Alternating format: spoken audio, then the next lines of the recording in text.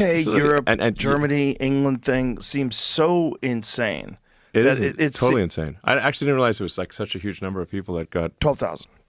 Yeah, far above Russia, far above China, right, far above anywhere on Earth. UK is number one. Well, things I actually, I talked to friends of mine in England, and I was like, hey, aren't you worried about this? Like, shouldn't you be protesting more? And I mean, the problem is that like the legacy mainstream media doesn't cover the stuff. They're like, oh, everything's fine, you Right. know? Most people aren't even aware of it until they come knocking on your door. Yeah, until so. I mean, these like lovely sort of small towns in England, Scotland, Ireland. They've been like sort of living their lives quietly. They're like hobbits, frankly. So it's in fact, J.R.R. Tolkien based the Hobbits on people he knew in small town England, because they were just like lovely people who liked to, smoke their pipe and have nice meals, and everything's pleasant. The Hobbits in the Shire. The Shire, he was talking about, places like Hertfordshire, like the Shire is around in the Greater London area, Oxfordshire type of thing,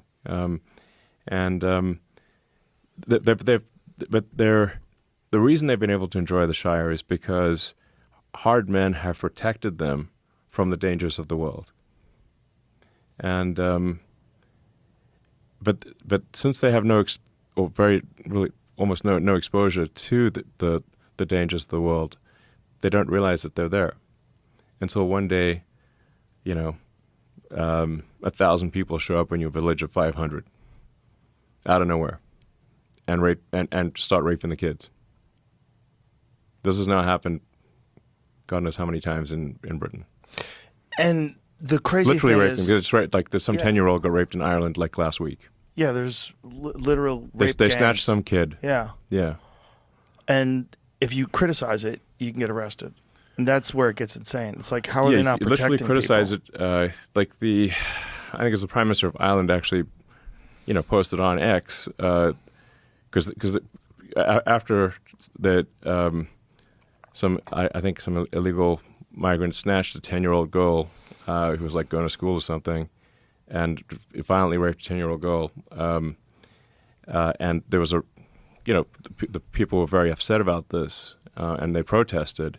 The Prime Minister of Ireland, instead of saying, yeah, we really shouldn't be importing violent rapists into our country, he criticized the protesters instead and didn't mention that the reason they were protesting was because a 10-year-old girl from their small town got raped. So here's the question. Why are they supporting this kind of mass immigration?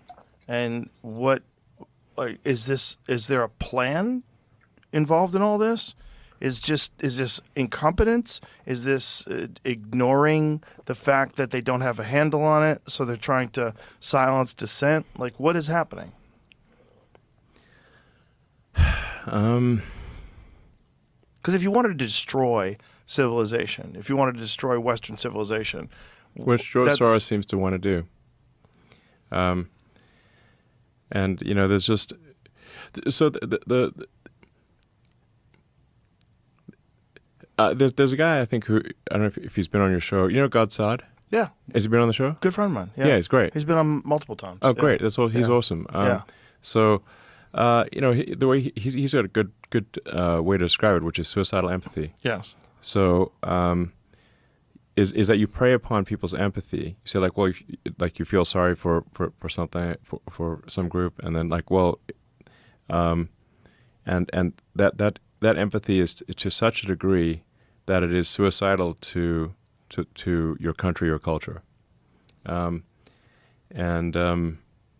that's suicidal empathy, because I think we should have empathy, but that empathy should extend to the victims, not just the criminals. We should have empathy for the people that they prey upon. But that suicidal empathy is also responsible for why somebody arrested 47 times for violent offenses, gets released, and then goes and murder somebody in the U.S. That's you see that same phenomenon playing out everywhere, where the suicidal empathy is to such a degree that we're actually allowing our women to get raped and our children to get killed. But it just doesn't seem like that would be anything that any rational society would go along with. That's what makes me so confused. It's like you're importing massive numbers of people that come from some really dark places of the world. Well, there's no vetting is the Right. issue. It's like Right. it's like if there's no vetting, like people are just coming through. Like, well, what's to stop someone who just committed murder in some other country from coming to the United States or coming to Britain and just continuing their career of rape and murder? Like, unless you've done, if there's some due diligence to say, like, well, who is this person? What's their track record? If you haven't confirmed that they have a track record of being,